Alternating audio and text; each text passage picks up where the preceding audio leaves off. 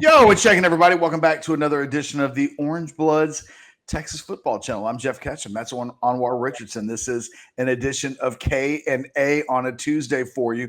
Do us a solid. Like the video, subscribe to the channel, get those notifications, do all those things. Tell your parents and your friends and even people you don't like tell them about our channel, and hopefully they can join us as we look to take over the world on our quest for 1 billion subscribers. We want to be like the Miley Cyrus of the YouTube world out there with just millions and millions and millions of followers.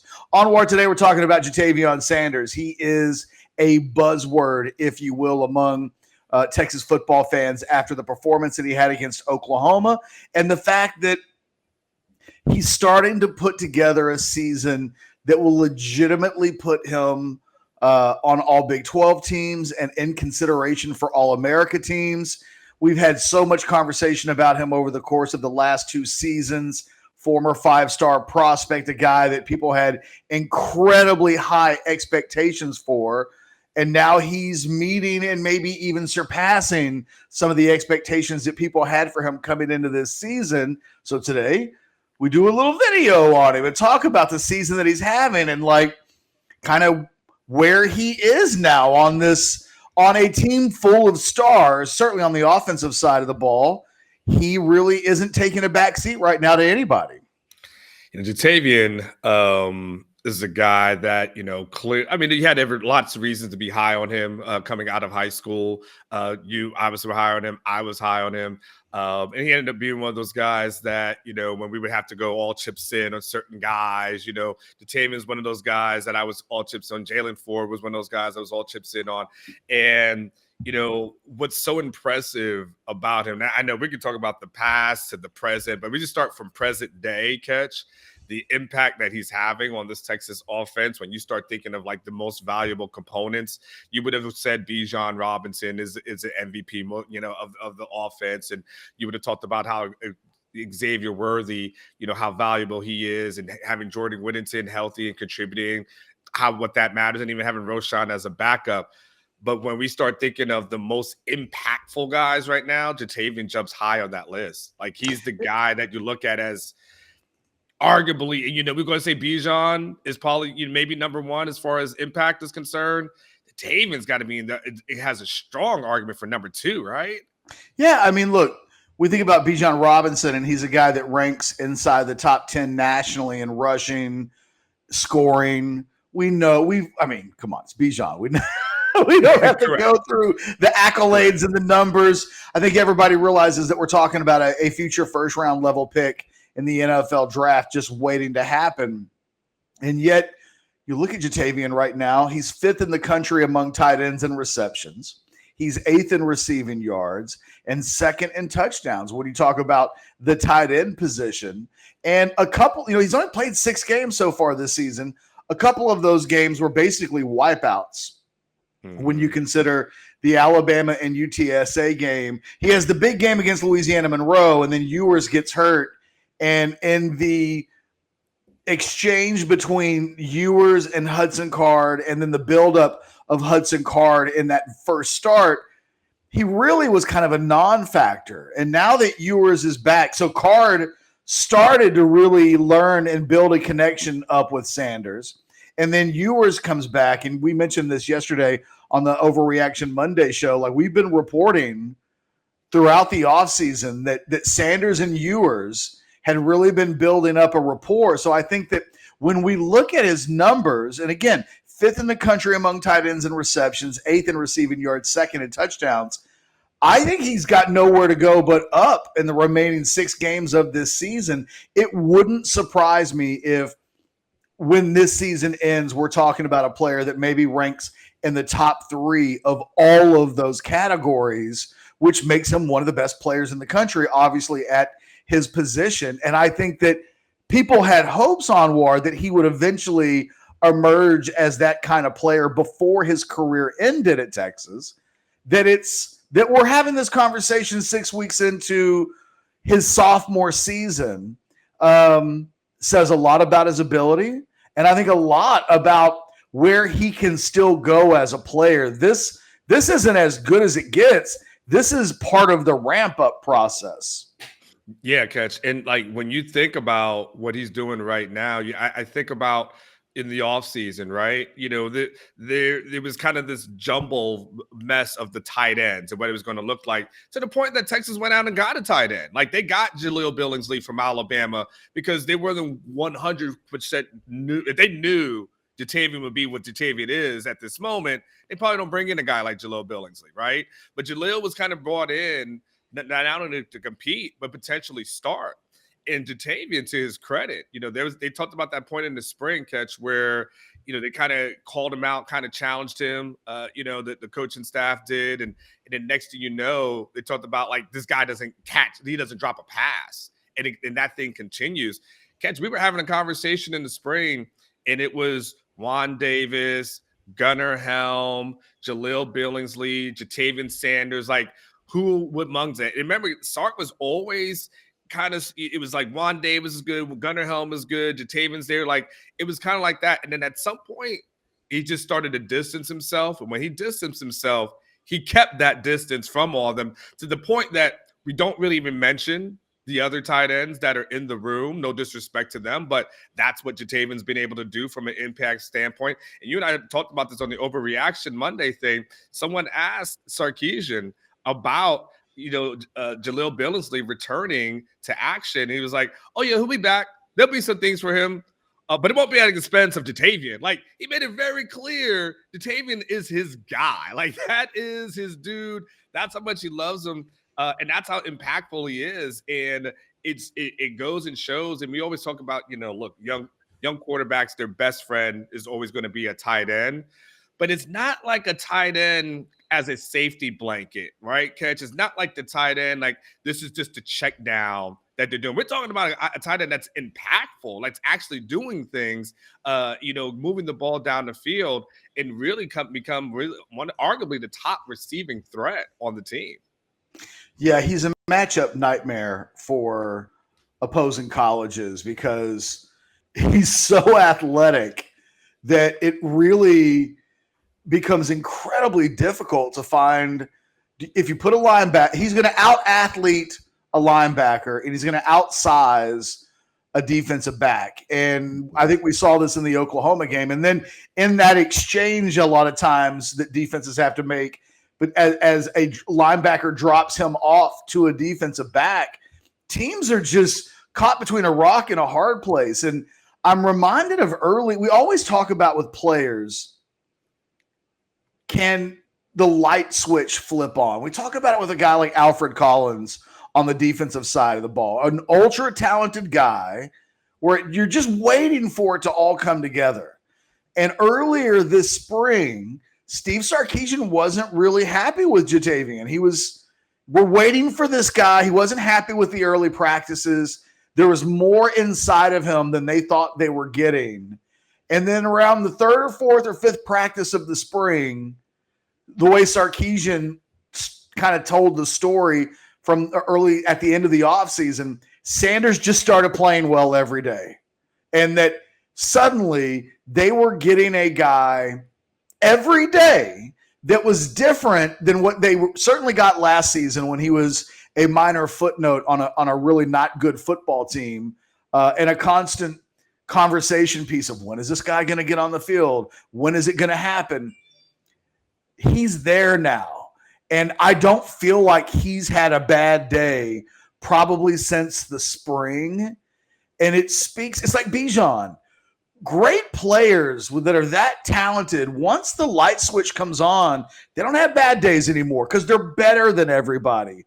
And I think that you don't have to convince anybody in the Texas football program how important Sanders is. They see it every day. And it's one of those deals where it's like, if we have a hard time dealing with him, the other teams are going to have a hard time dealing with him. And you just get the sense that day in and day out, Sanders not only elevates the offense, he does give this defense something that in practice they have to worry about. He makes the defense better because they won't see a tight end or a matchup anywhere all season long that's as difficult as the one they get every single day with Sanders in practice. And I don't know if it's coaching. It's probably a combination of player and coach Jeff Banks and offensive coordinator Steve Sarkisian and Kyle Flood, and all these guys together in unison getting the most out of him. But I look forward to Saturdays now, in part, what are we going to see from Sanders? Are we going to get a highlight reel play at some point during the game? And, very early on Saturday against Oklahoma, that's exactly what we got. One of the very first plays the offense made on the day was that little pass near the sideline into the flat to Sanders. And he turns that into like a 29-yard gain because he's got a level of explosiveness and athleticism that even guys like Jeff Swaim and Andrew Beck, who are currently playing on Sundays, and Beck is starting for the Denver Broncos, those guys don't bring that to the table quite like Sanders does. Yeah, and I think it's funny as you were talking, I wrote down something, and I think low-key, though, I do think that Jeff Banks deserves an attaboy. Like low-key, I know there's guys on this staff, Ketch, who've done a really good job, and guys that deserve like an attaboy. But low-key, when I think of Jeff Banks and what he's been able to do with Jatavian Sanders here, and what he does with special teams, that we don't talk a lot about special teams. And the reason we don't talk about a lot of special teams is probably because they've actually been pretty good. They're pretty solid. Like, this is not a unit. I don't want to jinx anyone, but not a unit that's, is you see a lot of errors, in the return game or anything to that effect. He seems to have the guys in the right places at the right time. And it had to take something to get it out of him. Like, Banks had to figure out what buttons to push to get that talent that was kind of raw to a certain degree, that the guy that we saw in high school that was just so dominant, that beat up on my poor Cedar Park Wolves in the state championship game. Still love JT, but man, you could have taken a little mustard off of that one, JT, of my poor guys. But it's okay. It's okay. But the Banks was able to. I have to give Banks some credit for being able to get something out of him, and then Jatavian credit for that's a guy, Ketch, that many people were thinking that this guy needs to switch to defense like that. The outside of he's like, hey man, why are you wasting your time with the tight end position? Like, if you really want to go pro, you can be a first, second round pick easily on the defensive line. Like, why are you even doing that? There's many threads on Orange Bloods wondering, like, will they just switch him over to defense? And now all of a sudden, nobody wants him on defense, right? You want this guy as your tight end, right, Ketch? What are you going to say? No, I was just going to say, it's funny. And I wasn't meaning to interrupt you. I apologize. I remember seeing O.J. Howard, the former tight end at Alabama, when I saw him at a Rivals 5-star event in Atlanta. And I just eyeballing him. I was like, oh, that's what a 5-star tight end looks like. Mm-hmm. O.J. Howard for me. Like, I saw the kid in person, 6'6", 235, ultra athletic. And sure enough, O.J. Howard has carved out a really nice NFL career. It made me look up the number of 5-star tight ends that Rivals has ranked over the course of the existence of the Rivals network. Mm-hmm. And to be fair, Sanders was ranked as an athlete, so he wasn't technically a tight end for the reasons that we just outlined. There were a lot of people who were stressing your best path to maximizing your ability is to be on the defensive side of the football, and so he wasn't listed as a true tight end. But if we look at the true tight ends that there's only 6 of them in the history of the Rivals network. You had Martellus Bennett in 2005, who was an incredible player and a sensational pro. Kyle Rudolph, just like Martellus Bennett, an incredible career Kyle Rudolph has had in the NFL. O.J. Howard, pretty good player. And then you had Isaac Nada from Georgia, who, quite frankly, I have no idea what that guy did in his career. I mean, he might even be playing on Sundays. I have no idea. Like, I looked at you ain't tried to pick him up in a fantasy league if that's the case. I have not once ever tried to add him. I literally I don't know what he did in his career. It's interesting. You've got Eric Gilbert, who was at LSU and then was in the portal and has some off the field issues that have kind of followed him and plagued his career. And then you've got Darnell Washington, who, like Nada, is from the 2020 class and signed with Georgia. I always talk about five-star guys are kind of 50-50 affairs, right? Like, that's about as good as the math gets, that 1 out of 2 makes it. And when they make it, they usually make it big, a la Howard, Rudolph, Bennett. Nada, Gilbert, Washington have not been impact college players. In fact, Darnell Washington, a five-star who's actively on the Georgia team right now, these are his combined stats in the last 3 years. Okay. 29 catches for about 500 yards and 1 career touchdown. How many years? How many seasons? That's 3 seasons, 2.5 seasons, right? So 2020, 2021, and half of 2022. He's actually having a pretty good season this year. 12 catches for 207 yards. 17.3 yards per carry is nothing to sneeze at, but no touchdowns. And I bring that up to highlight, just to put into perspective just how well Sanders is playing in his first year as a starter, that in half a season, he's basically put up, not yardage-wise, but catches and certainly touchdowns, either better numbers or more numbers it's 25, than a guy. 25 for 283 and 5 touchdowns catch. And by the end of this season, if he can stay healthy, I think we're talking about a guy that's going to catch about 60 passes. He's going to have around 500, 600 yards. Sorry about that. And the touchdowns, like, I don't know if he's going to have 10, but 8 to 10 feels like a safe number given how he's being used in the offense. I mean, we're talking about the single greatest tight end season in the history of Texas football, and he will legitimately be on some All-America teams at the end of the season. And that is not something that we were predicting 2 months ago. No. You were hoping that he would break out, but we never did it. We didn't do a video all year long where we were like, by December, Sanders is going to be one of the top 3 tight ends in college football. You just couldn't completely see that coming from a mile away, even if we love the talent. Catch. If I before the season, I said at the midway point, 6 games in, I'll bet you $100 that Jatavian has more touchdowns than Xavier Worthy. You take that bet without blinking, don't you? More touchdowns than the receiving core combined. You would take that. You would say Worthy, Whittington, yes, Isaiah Nayor, even though he's been hurt. I mean, we were when we were counting projected touchdown passes. No, we didn't. And I thought, what I thought? I thought because Steve Sarkisian's offense traditionally, and I think this says a lot about Sanders' talent. Traditionally, he hasn't involved the tight end a lot in his offenses.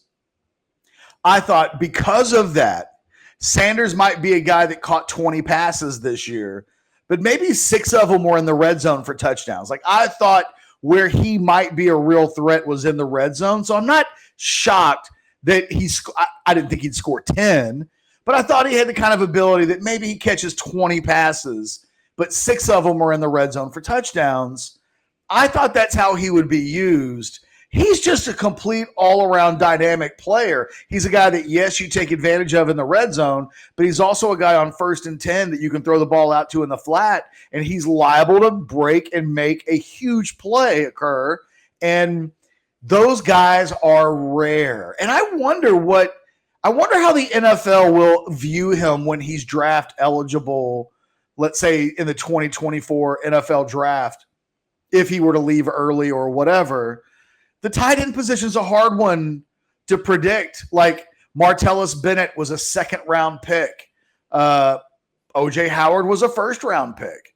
I think we're talking about a guy that goes in the first 2 rounds. I'm not quite ready to say that I think he's definitely a 1st-round guy because, again, the NFL treats tight ends like running backs. They're not – for every team, it's not a position that you're going to emphasize and with your first pick in the draft. But, I mean, he's a guy that I think 100%, if he stays healthy, goes in the top 60 of whichever draft he declares for. And you start thinking about the talent on this team. We think Quinn Ewers is a 1st-round pick. We think Bijan's a 1st-round pick. You think Xavier Worthy has that kind of ability, even if he's not having a great season? I think Worthy's a great player, and I think he'll test off the charts. And then you add Sanders, you can legitimately, at worst, you're talking about a player at each skill position that will be a first or second round pick. There is the possibility that we're looking at an offense right now, and we won't know this for a few years because you have to let things unfold, but we could be looking at an offense that legitimately features a first-round draft pick at each of the skill positions on offense. No other team in the country right now can claim that. Ketch, when you start talking like that, it starts sounding like you're talking about teams like Alabama, teams like Clemson, teams like Georgia that have a lot of talent at different positions. And before the season, you and I were trying to figure out, okay, hey, how many NFL guys does this team really have? And we only came up maybe 3. We knew Bijan for sure. Roschon, we felt like was probably a day 3 pick, and then DeMarvion was in there. Now you're starting to see more guys emerge. Now you're starting to have the conversation. Now it seems a little bit more realistic. And Jatavian starts seeming like that guy where you're looking at some of these players catching. You're saying, man, they continue on this trajectory. You've got some guys may have decisions to make after year 3, as opposed to waiting until year 4. Like you could start to see it. And Jatavian, again, he's trending in the right direction. He's got to keep it up, keep the current pace, but they seem to be sold on him. They seem to have the right combination with him. There's 6 games left in the season. It'd be crazy if he got to 10 touchdowns, but he does that. And Ketch, I mean, we had I think Andrew Beck ended up being a first teamer, Big 12. And I think they ended up being like at a halfback kind of position. It was like fullback. Right. Yeah, it was a weird one. Some fullback, some weird thing that they just kind of threw him in there. Right now, legit, like it's Jatavian Sanders as a legit tight end, and it's kind of hard to see anybody else within this conference. No, he has no peer, at least in the Big 12 right now. And it's funny when you talk about Clemson and Alabama. I think you're right in that when those teams were in their peak, and you could make the case that Alabama, maybe not this year for Alabama.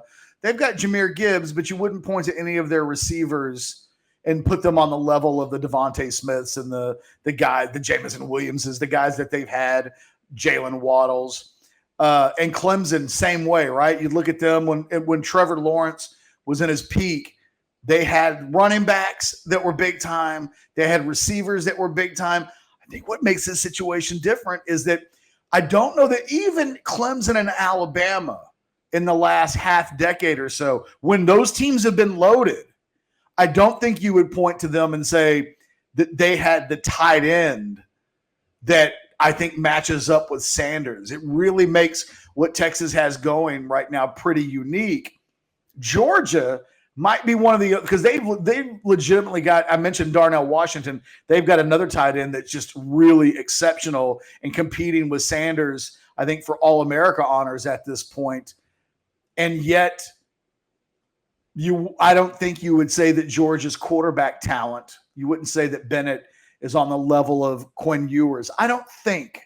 But I mean, that's the level of we're in pretty rarefied air when we're talking about Alabama and Clemson and Georgia. That is not company that Texas has kept in this area. I mean, I think you really have to go back to the national championship team of like 2005, 2006, when you would look at the talent at the skill positions and say, that's elite of the elite and as good as anywhere in the country. That's what Texas has right now. And other than Bijan after this season, likely leaving for the NFL, all of these dudes are coming back next year. So it will, and then you factor in a guy like Kelvin Banks at left tackle. This is an offense that for the foreseeable future is going to have 4 or 5 high-level NFL prospects leading the charge. And it's what I think makes the ceiling for this program right now so high.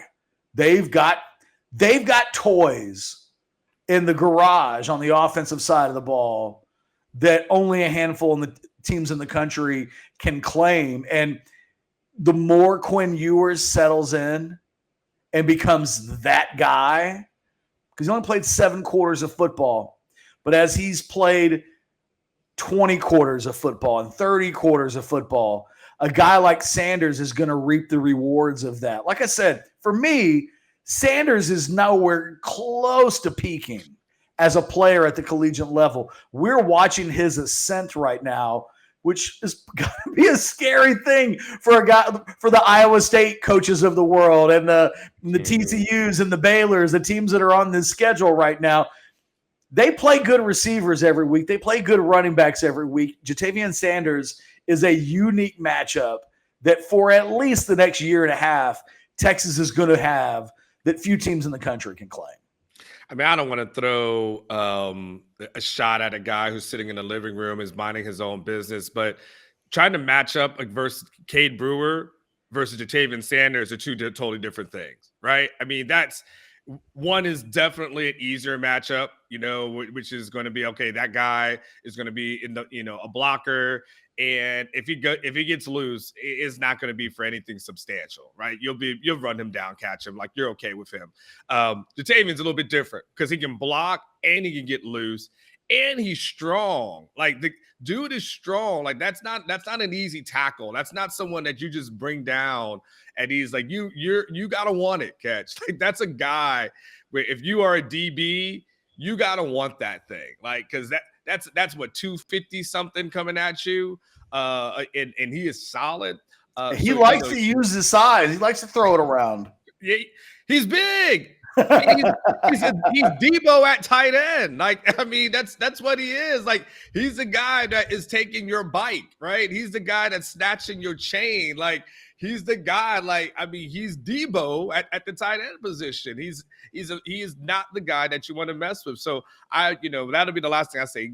Just trying to work with him, catch up with him, deal with him for the Iowa States of the world. When we start thinking about what Texas has for the next whatever weeks, and the challenges that they have against the tough teams they're going to have, the one thing Texas can say is that tight end will be better than anybody else that they line up against, and that will give Texas an advantage in every single game. Yeah, do us a solid. Tell us in the comment section your thoughts on Ja'Tavion Sanders. You can go in a lot of different directions with it. Just let it loose. Tell us your comments, your thoughts on the season that he's having. And oh, yes, by the way, like this video, hit that thumbs up button right now. Just do it. Just do it. There, it's done. You did it. It's over with. You don't have to worry about me nagging you anymore unless you're not subscribed to the channel, because I want you to do that too and get notifications. But for myself and Anwar Richardson, this is K&A on the Orange Boys Texas Football Channel. We'll talk to you later in the week. The content never stops. Later.